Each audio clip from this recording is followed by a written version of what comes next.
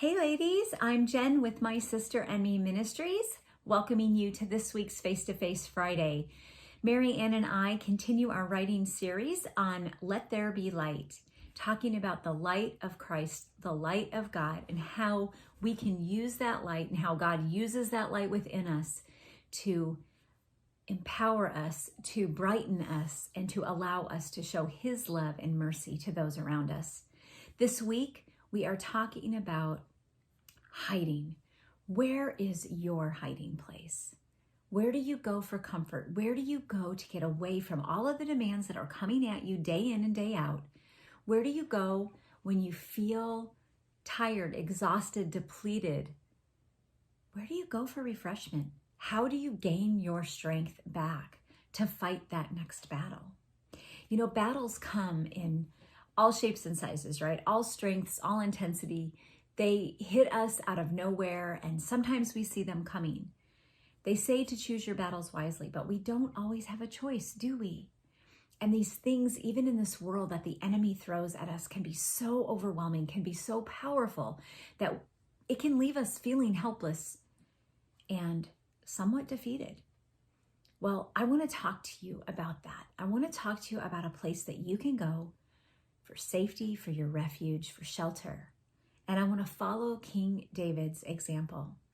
You know, King David not only was anointed by God to rule, and he was blessed with so many victories in battle. So many parts of his life were blessed by God. He is called the man after God's own heart.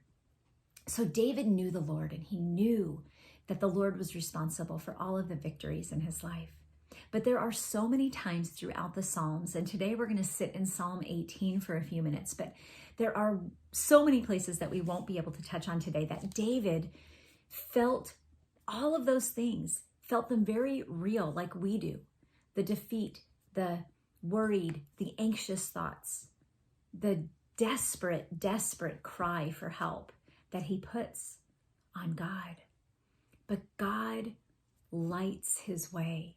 And David knows this. He knows that without God, nothing would be possible, but with him, all of these victories that he sought would be possible, and that he would be delivered from the hands of his enemies. Join me in Psalm 18 for just a few minutes. We're going to turn to verse 28 and 29 and 30. So just 28 through 30 today.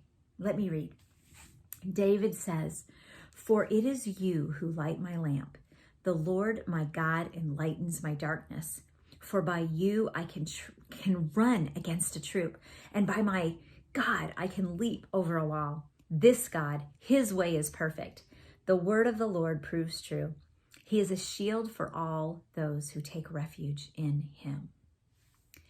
I just want to read that last part again. He is a shield for all those who take refuge in him.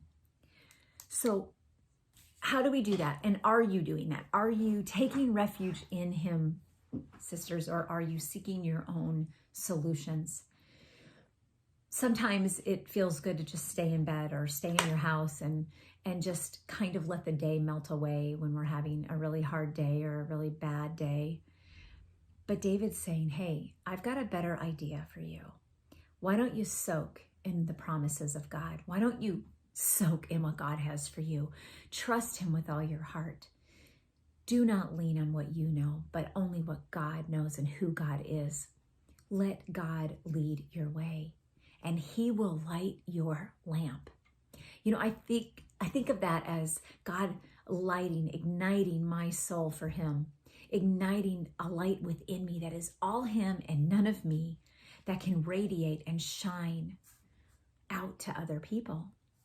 And when we don't spend time with God and we don't know that he is our safe place, we can flail around quite a bit in this world. So I hope that you will consider this.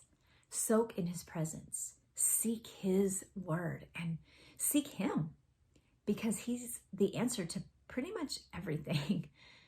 I know it seems so simple, and I don't want to trivialize anybody's pain or suffering, because there is truly a lot of pain and suffering in this world.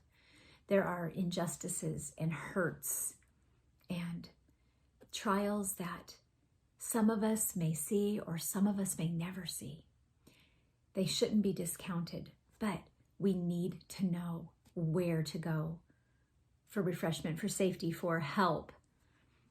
In Psalm 46, it reads that God is our ever-present help in trouble, that we can cast our cares upon him and that he will care for us, that we can tap into his love, his mercy, his grace. All of these are possible with God. Let's remember that as we go about our week, that just like King David cried out to God for victory, for deliverance, so will we receive that same deliverance as we cry out to the Lord. Let our hiding place be with him and nowhere else.